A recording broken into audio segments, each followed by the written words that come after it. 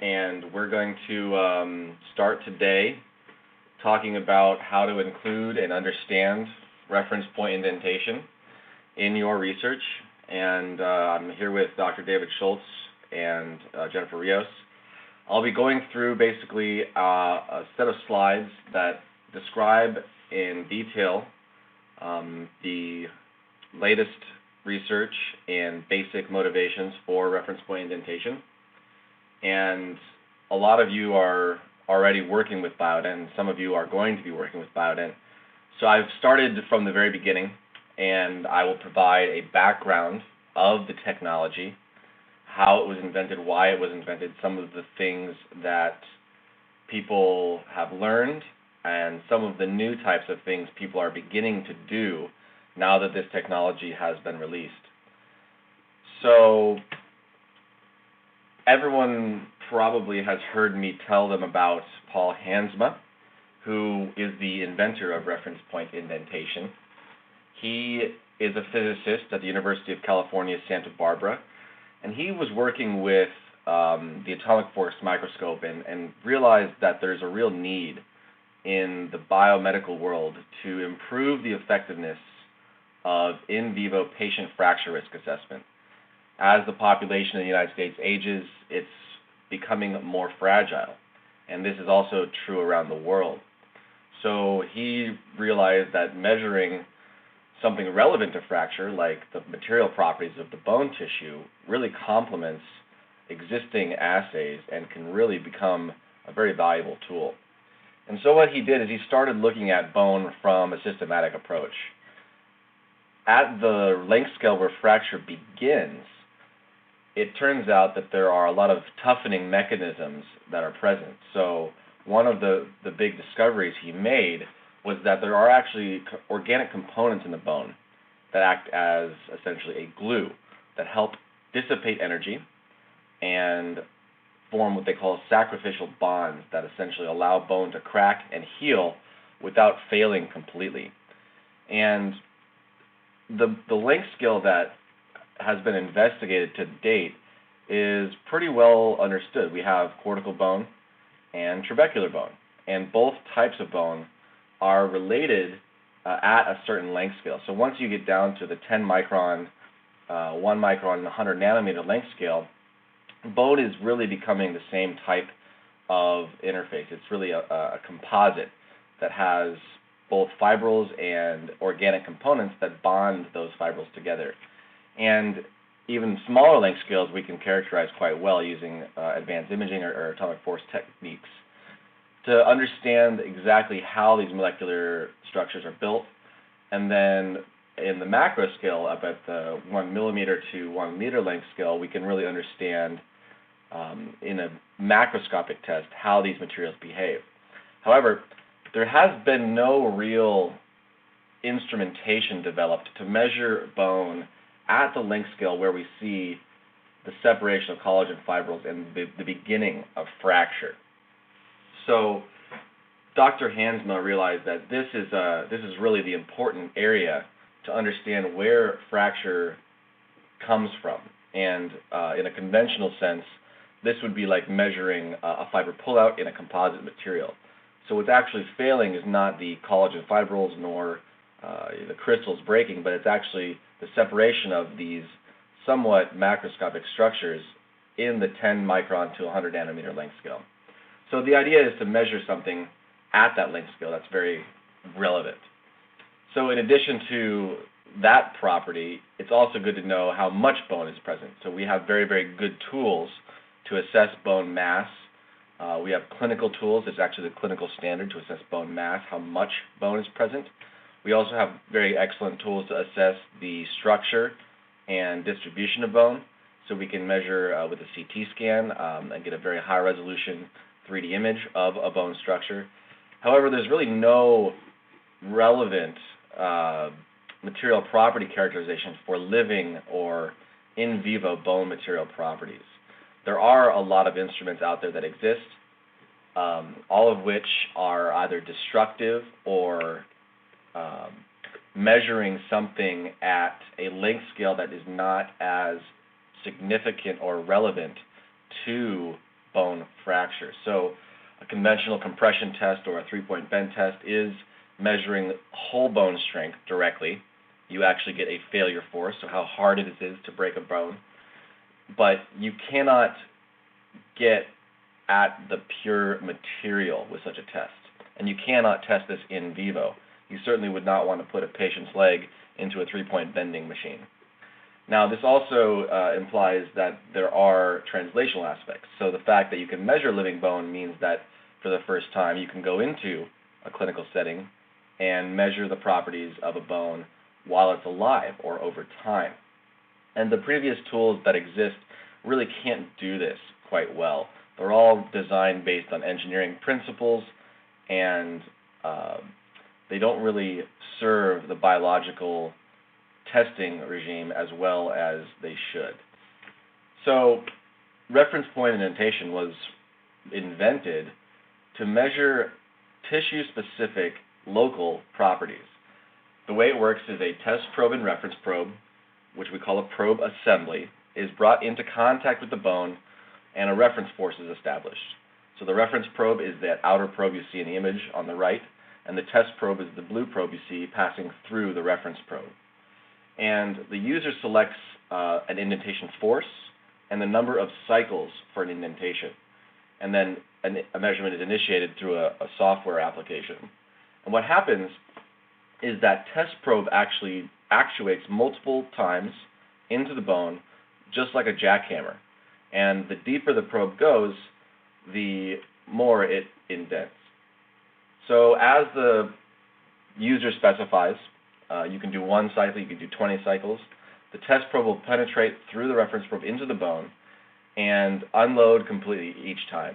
And this basically means we come into contact, push down to a force, come back out of contact, and then do that again to fatigue that local spot. And the more we do this, the deeper we go. So a basic schematic on the bottom shows that once you penetrate through the tissue and muscle to the bone surface, you can actuate as many times as you like until your measurement is complete. Now, this data is captured, and what we call it is a force displacement curve. So the deeper the probe goes, the further to the right on the displacement axis we travel. And the higher the force, the further up the y-axis we travel. And what we do during our loading regime is to load at a specific rate, hold for a period of time at a peak force, and then unload at a specific rate. And we can then quantify these properties. So strong bone and weak bone, defined as bone material quality that's good or bad, can be compared. And we see here that weak bone on the left compared to strong bone on the right has a much deeper penetration. So the probes are going further into the bone as it moves to the right.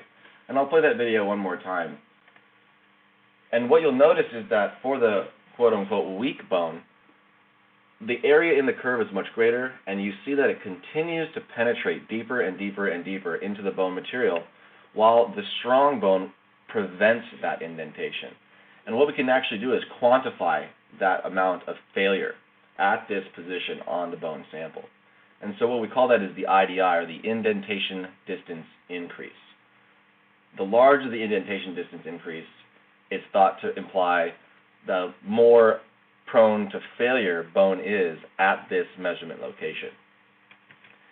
So what's actually happening under the probe is that the pressure achieved during an indentation on that small test probe is very, very high.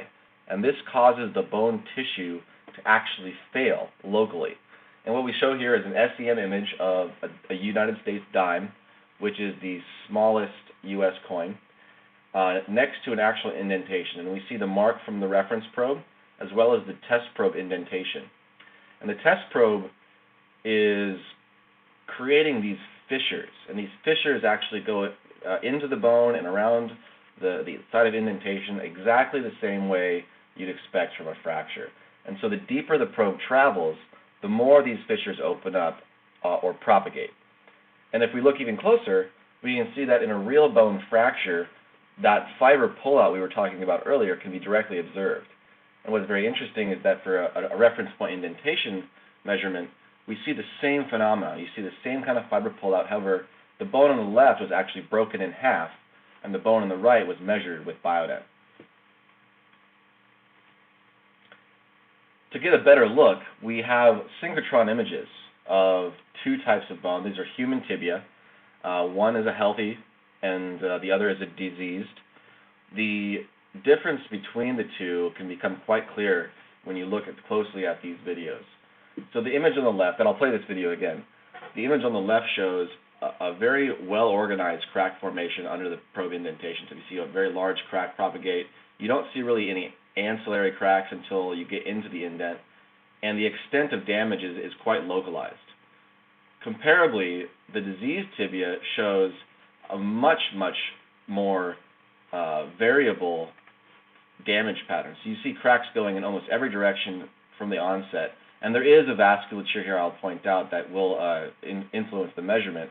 However, it's important to note kind of how this damage accumulates. It's a lot more, for lack of a better word, brittle. This is a glass-like failure, whereas this is more of a controlled failure like you'd see in a strong piece of wood. And so this cross-sectional stack of images basically shows that not only are we measuring post-yield properties, but these properties are highly localized. These cracks don't propagate very far from the site of indentation, and that's very important to make sure that we're getting local properties and that we can compare different sites on a bone and get, with confidence, an idea of how it will fail. So the actual output we get is from calculations based on that force displacement curve.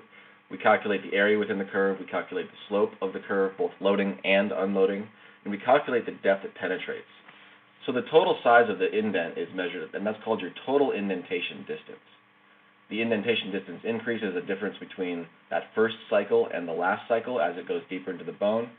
And of course, the first cycle indentation distance is kind of the extent of your plastic damage on that first fatigue load. And these are output as 5 parameters. We have first cycle indentation distance, first cycle creep indentation distance, total indentation distance, the indentation distance increase, and the average creep indentation distance. And these are actual parameters that come from some of our reference point indentation systems. We also calculate the energy. Now this is somewhat of a unique parameter. The energy dissipated is essentially a measure of how well bone absorbs energy or reflects it during an indentation. A very elastic material will reflect a lot of the indentation energy because the material is not being deformed plastically. We also calculate the stiffness or slopes. So the slope of the loading curve can be considered to be how easy it is to cause plastic deformation. So the less gradual that slope, the less force is required to make a large hole. The first cycle unloading slope would be a measure of the elasticity of the bone. So this is your first fatigue load, which, for lack of a better comparison, would be related to somewhat like a modulus. If this was a homogeneous material and we knew the contact area of the probe assembly, we'd be able to calculate what's called an elastic modulus. Unfortunately, for reference point indentation techniques, we don't know the contact area because that bone is actually being fractured and we don't know exactly how much area is in contact with the probe assembly. So we don't actually report modulus. We do report stiffness, however. And these properties are all output in an array that can be processed for you. So we have distance-based measurements, which tell us the degree of failure during a measurement, and this is a location-specific phenomenon. So in one spot on the bone, you can have very good resistance to failure. In another spot, you can have very poor resistance to failure. The fact that we can now measure where that is very, very useful. Energy-based values tell us how the material is able to absorb and dissipate the indentation energy, and that can be done in several ways. You can do that through cracking or fracture, like we see in those SEM images, or you can dissipate energy through deformation or essentially squishing or compressing the bone material. So those two parameters combined give us a much better picture about what's actually happening at the tissue level, at the location we are measuring. And then finally, we measure the slopes as well. So now we can see a much more complete picture, including the stiffness of the material, how it's deforming, and how much it's failing. And this paints a very, very nice picture to help explain things that could not really otherwise be understood. So the first correlations that were drawn were obviously to compare this technique with existing protocols. So Dr. Gallant at IUPUI and David Burr were able to do 3-point bending toughness measurements on rat, I think this was rat femur actually, and they compared that with the indentation distance increase, and they found an inverse correlation, meaning the lower the IDI, the tougher the bone. And this is not obviously a one-to-one comparison. The R is about 0.74. That means that tissue level properties do contribute to bone toughness. However, it's important to also understand those structural and geometric components as well. So to revisit that original Venn diagram, the whole bone strength is determined not just by mass and structure. We now know explicitly that bone material properties play a significant role in bone toughness and bone fracture resistance. So, independent of structure and mass, we can see some differences as well.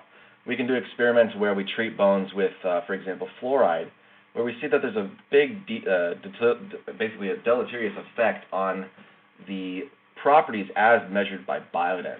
And if we compared that to a typical stress strain test or a failure test, we see that there's also a big difference in whole bone strength. Now, for a fluoride experiment, we could be modifying the crystal size, we could be changing something about the proteins. What we do know is that we're not changing the mass. And when we look at the parameters we calculate, we find that density is not significantly different between these samples. However, the mechanical properties, the material properties are quite different. And so this means that the fluoride treatment affects something organic that does not affect density, and reference point indentation can detect that change without having to break the bone. So this basically implies that we can measure things that are new. So the first study ever done was to differentiate patients who had sustained a hip fracture from patients with no history of fracture. And patients who had a fracture were either low bone mineral density or normal bone mineral density, and patients with no history of fracture were either normal bone mineral density and in some cases low bone mineral density. So basically what we found is that this is a kind of a new predictive type tool that can actually show us something new about what's going on at the bone tissue level. And of course, we can actually discriminate quite well those patients who have sustained a fracture and who have not. So all this is very, very exciting, and it leads the authors to recommend this type of test for assessing bone at a tissue level. And the most recent publication in this is actually looking at a specific example where bone mass and structure are either normal or above average. And this is what they call atypical femoral fracture. Atypical femoral fracture are typically seen when a patient is on a long-term bisphosphonate for many, many years, and a subset of them end up breaking a leg or some kind of catastrophic fracture. And what they did is they measured patients who had an AFF, they measured controls, they measured regular patients with long-term bisphosphonates, they also measured typical fractures. So you'll see that the atypical femoral fracture group measures much worse in terms of total indentation distance. This is depth on the y-axis. The AFF group measured much worse than the controls and the regular long-term bisphosphonates. So this means that there are some people who probably shouldn't be on long-term bisphosphonates for as long as they were. Or there could be other treatments that these people are more appropriate for. Now, this type of explanation for this phenomenon has been previously impossible. There's no way to measure this and understand why these patients were failing or fracturing. And so reference point indentation really provides that level of insight in terms of knowing how well the material prevents failure, knowing how much energy the bone can dissipate, and knowing how stiff that bone material is. Now, I guess this comes back to the original image. What do we really want to know? What is the contribution of what makes whole bone as strong as it is? And we know that mass is important. We've demonstrated this for many years. We know that structure is important. It's the same thing as building a bridge. The better the bridge, the harder it will resist failure. Of course, the most important part is what is that material made out of? What is that bridge material built of? And that's what we're trying to measure with reference point indentation. So the typical workflow for a reference point indentation study is to, number one, you decide to include it.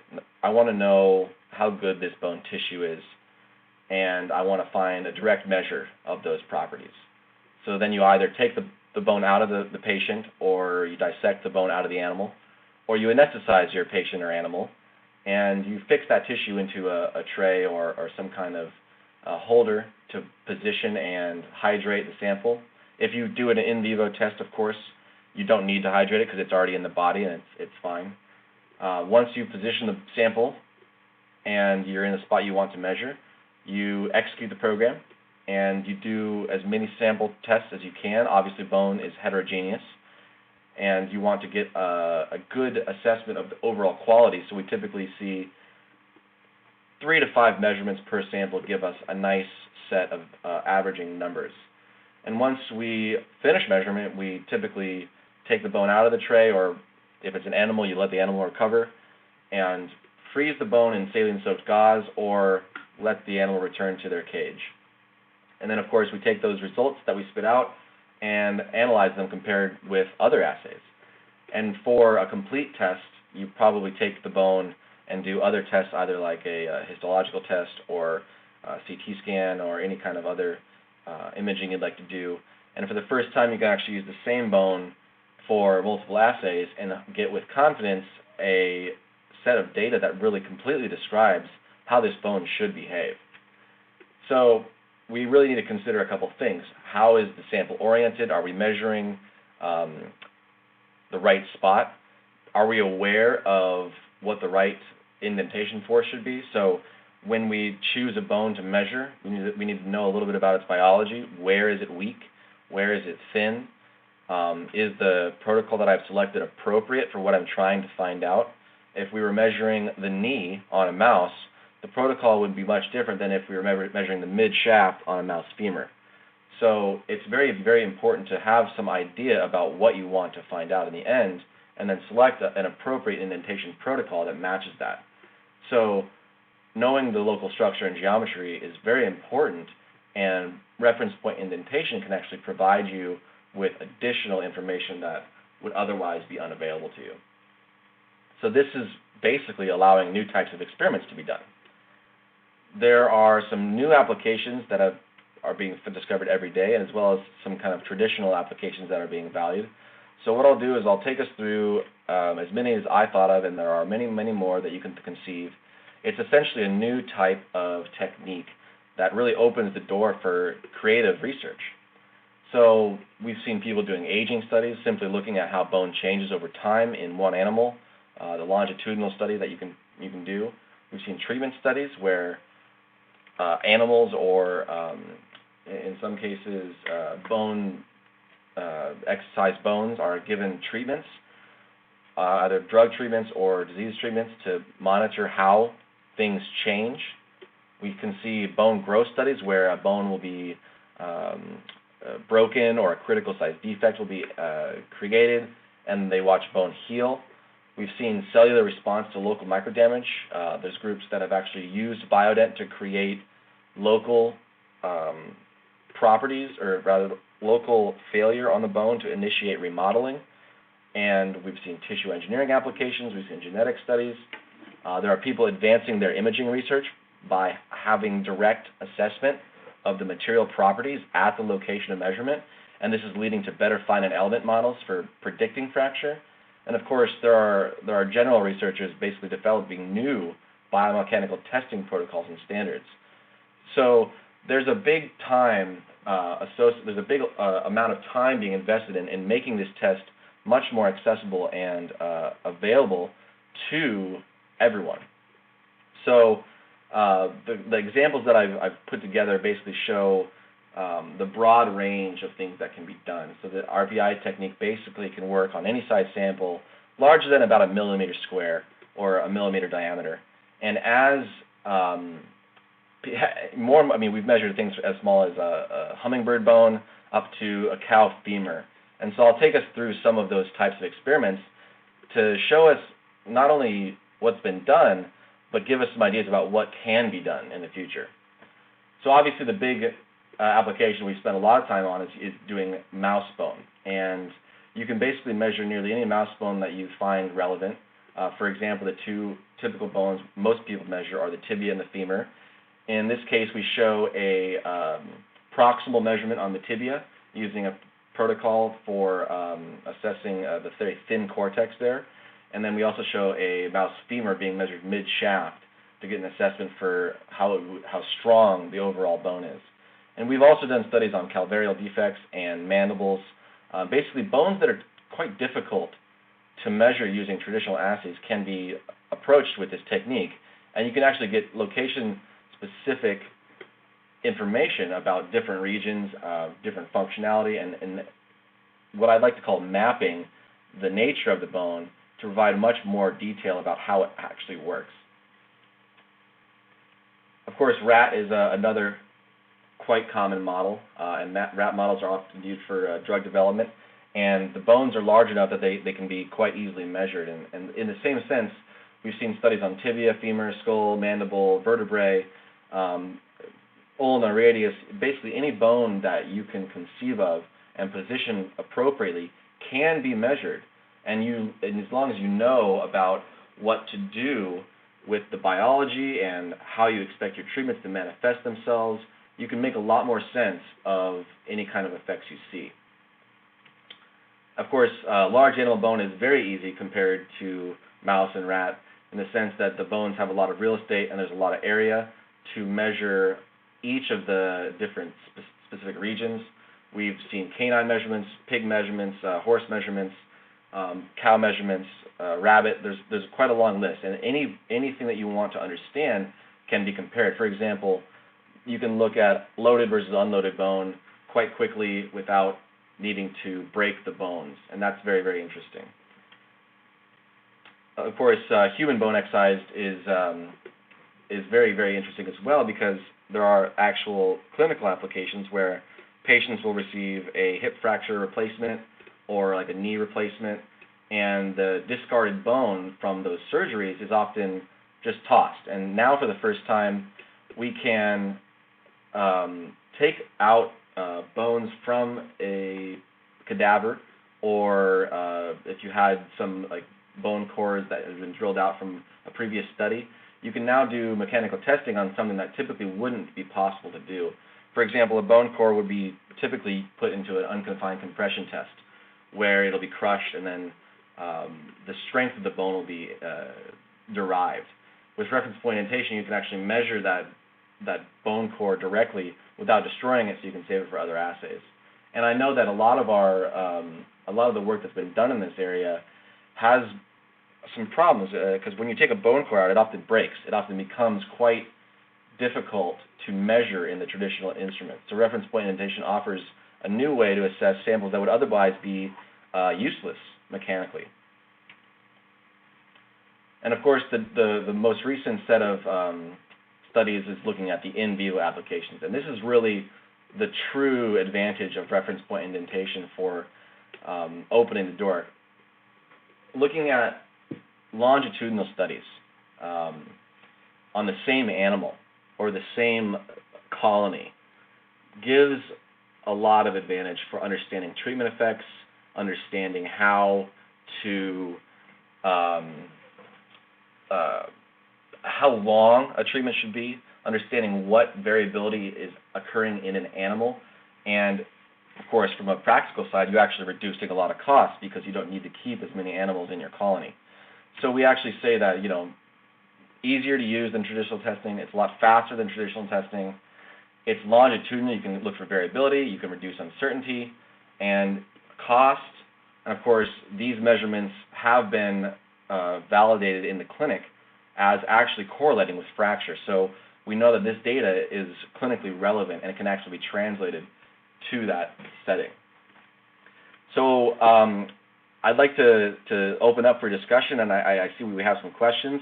I think I went a little bit over my half-hour time, but if anybody has any questions, please type them into the chat, and the moderator will send them over to me.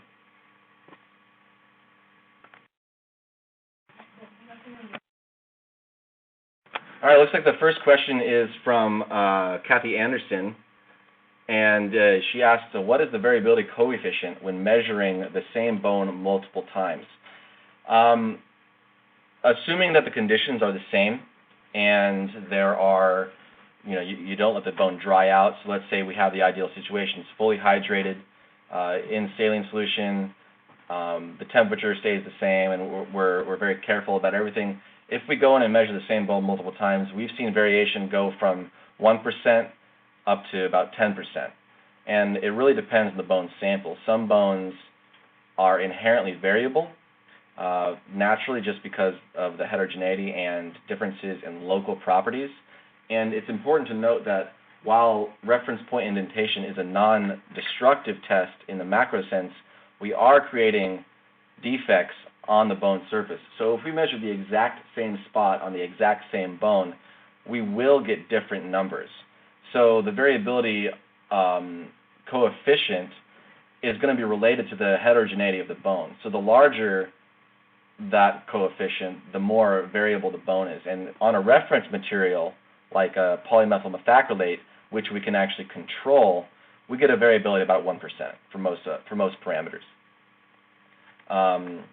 Hopefully that answers your question. It's obviously a little bit different because you're talking about a bone, and it really depends on the bone. And yeah, and so the next question is then, what is the sensitivity? Have you looked at the differences between known insults to bone and naive controls to know that the difference is greater than the inherent variability? So again, this is related to the disease or the control that you're looking at. If you don't see differences between the samples and you know they exist, but you don't know what part of the bone is different. For example, if the trabecular structure is greatly different, you might not see a pronounced difference in the cortical strength as measured with reference point indentation.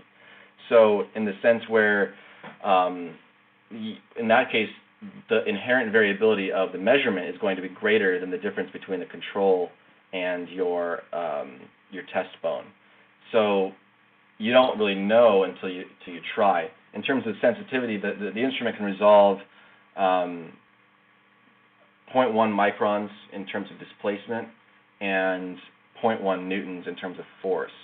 So if there's a difference in bones between sample A and sample B of 5 microns for like indentation distance increase, that would be significant. Now, what that relates to in terms of disease is not known currently. No one knows yet, and that's kind of something that's being established. So that kind of ties into your next question, Kathy, is the data at the exact location of the measurement is very difficult to repeat because you actually don't want to hit the same hole. You want to be close physiologically to the same region, but you don't want to exactly poke the same spot, to put it simply. And then that will essentially make it difficult to get the exact location. And to account for this, we typically do measurements of physiological features. So example, on a mouse bone, we'll look at a landmark like the tibia-fibula junction or the greater trochanter, or in an in vivo situation, we'll measure from the ankle or knee, either proximal or distal, and then we'll clock it in terms of how many degrees around from medial do you measure. So you essentially set up your own coordinate system based on physiological reference points, because animals are different size, and if you can get a 3D image or a scan of an animal prior to measuring, you'll have a much better chance of hitting that same spot. And then, of course, the next question is about how long does it take to heal. We have done some baseline studies looking at recovery times, and the rule of thumb, we don't have any proof of this, but the rule of thumb is that you wait at least 2 weeks for a mouse bone to heal. And this is based on work that was done looking at hind leg compression testing, where they actually put the hind leg of a mouse into a compression tester and create fractures by compressing it, and then monitoring that healing over time. And they found that 2 weeks is enough time for that bone, or the little micro cracks in that bone, to heal. So that's what we typically recommend, and oftentimes people doing in vivo work will wait a month between measurements to allow for complete healing in both the bone and the surrounding tissue and muscle. Looks like the next question is, what is the target force for indenting mouse femurs? This is variable. In disease states like osteogenesis imperfecta, we know biologically that bone is going to be easier to break, so we typically use a lower force. However, in some cases, we see an increase in strength from a treatment or a disease, and so we use a higher force. So it really depends on what you expect to see. And for most of the mouse femur measurements that I do, I use a force of about 4 newtons to start. And if I see that force is too high, like we're getting break throughout the bone, or the reference force is unachievable because the bone is too fragile, I reduce it. So in most cases, it's better to go to as high a force as possible if you are interested in the fracture properties. So I think Jeff, to answer your question, the best target force to start with is probably maybe 4 newtons for a mouse femur, and then if that fails, you typically go down. So the next question is from Kathy, and she asked, is this technique accepted by regulatory agencies? Now, the Biodent system that we sell for laboratory research is a reference point indenter that is not approved for use on living humans. I know that people have presented reference point indentation data, but I don't know if anybody has taken reference point indentation data to a regulatory agency as proof that their treatment or disease or whatever, I think that still has to be done. And that's something that we don't really know much about. We typically help the research community with laboratory experiments. We do have a clinical prototype that is going to be that was actually protocols using the Biodent reference point indentation system. So the next question is from Dr. Ed Berryman. Has anybody tested a bone with 3-point bending following Biodent? I believe it has been done. I don't know if there's an actual publication out, but I know that people have been curious about, let's say we make an indent on a mouse bone. Is that the same as notching the bone? Is that bone less tough now that we've created a defect? And there can be an influence if you make a large enough dent. So if you indent a mouse bone at 4 newtons and you create a big hole, that really is the same thing as doing a notch test. However, in other studies where they were considering the fact that they wanted to do 3-point bending after the fact, the study actually was done looking at left and right leg. The left leg was kept control and stored the same way. The right leg was indented with Biodent, and both were broken with a 3-point bend apparatus. There was no significant difference between the failure force for each of those bone systems. So in that case, the protocol that was selected did not affect the whole bone strength.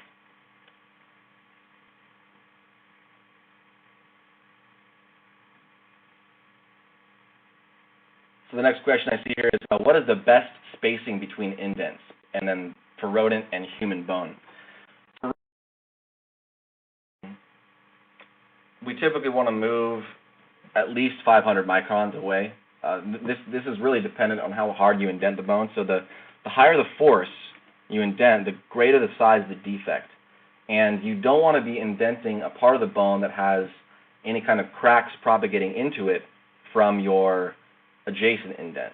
So what we do is we say, all right, if you went in to your mouse bone 50 microns is your total indentation distance, you can move at least 200 microns and be confident that you're not going to be in that same hole. So then we say, with a safety factor, we double that distance. We say move 0.5 millimeter, just get away from that region, and that's appropriate.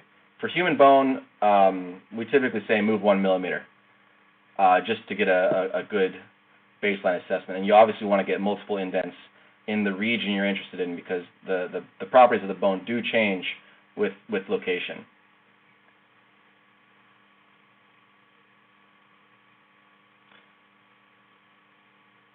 All right, looks like the next question is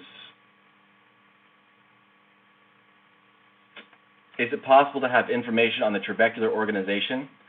Has anyone tested Biodent in mouse with osteoporosis?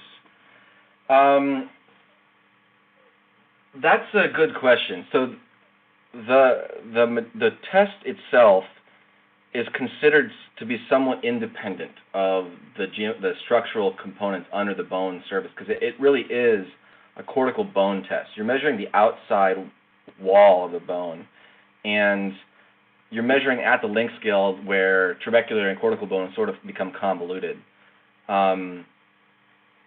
So there are situations, for example, in the image where I showed the proximal measurement on the tibia, the structural components underneath that very thin cortex will contribute to the measurement.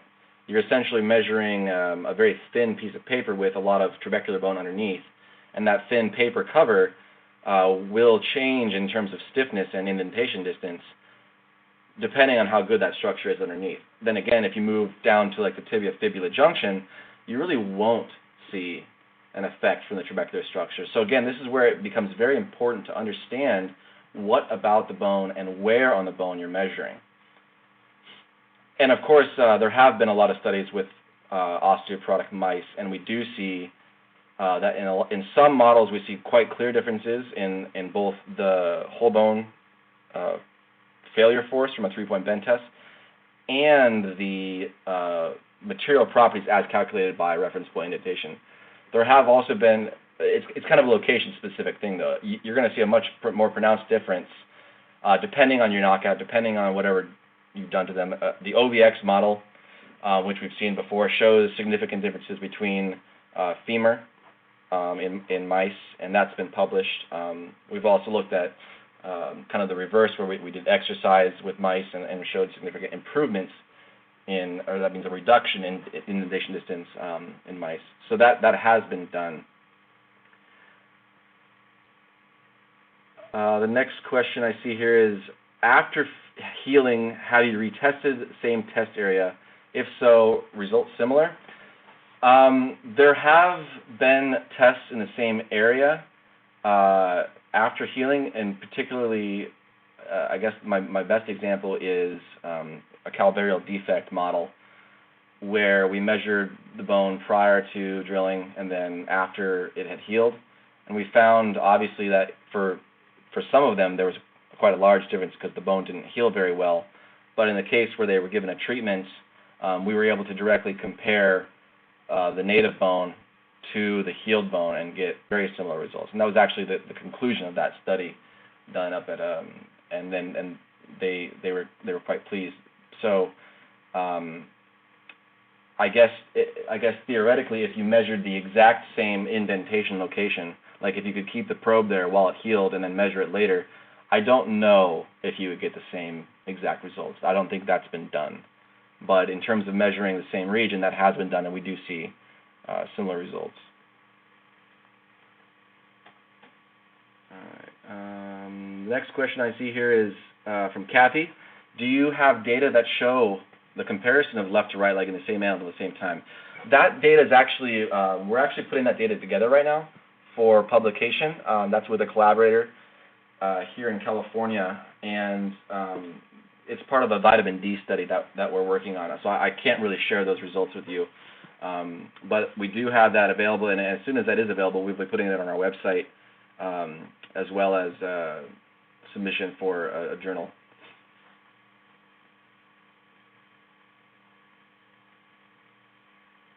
Let's see here. The next question is from Frank. Does the actuator move, or does the sample move to test a different area?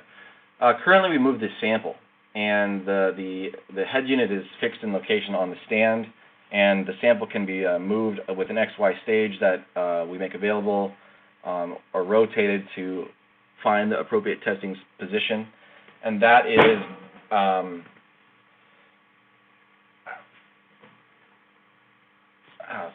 that is the way we actually do it. So the sample moves, not the head.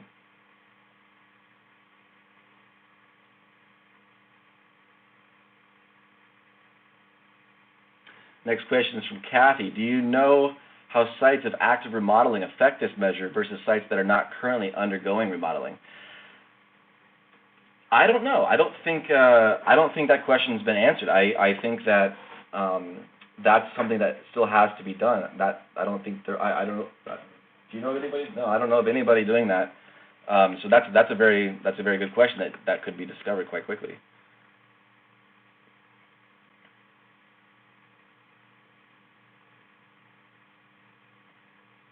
And it looks like Jeff Nyman weighed in here.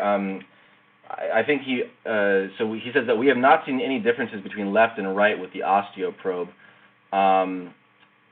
I think you mean Biodent. Osteoprobe is our clinical prototype, but I'm not sure if you guys are using that or the Biodent, and if you're talking about mouse bone or human bone. But I think that's in response to the question, the left and right leg data that Kathy asked for.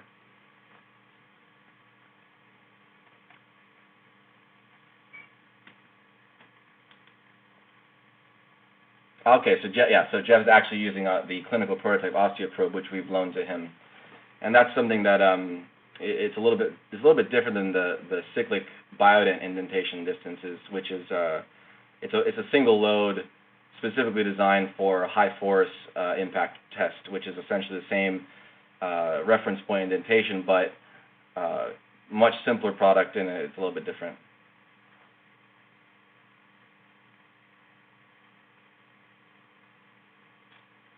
So Kathy said that unless there's a difference in loading, right and left should be the same. However, we are seeing some differences, which might be a technique issue. So I guess that Kathy, I'd love to talk with you some more and see what you're working on, and I could help maybe identify some considerations there.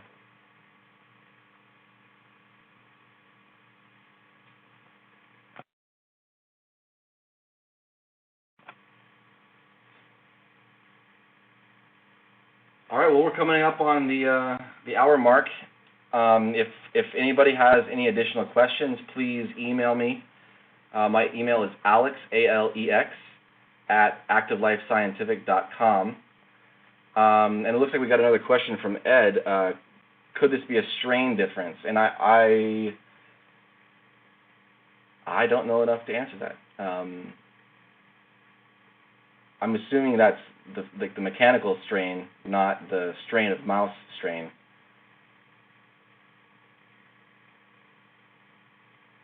I tend to think in terms of physics, not not animals. So I'm not sure.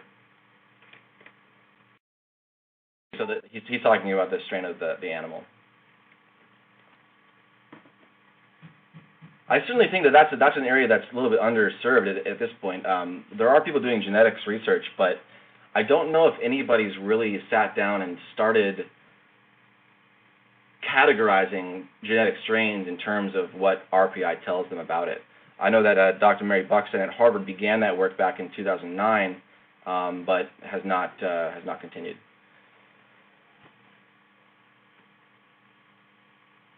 All right, guys. Well, thank you very much for your time. It's now 8 till the hour, and that's going to be it for today. And this presentation will be available online.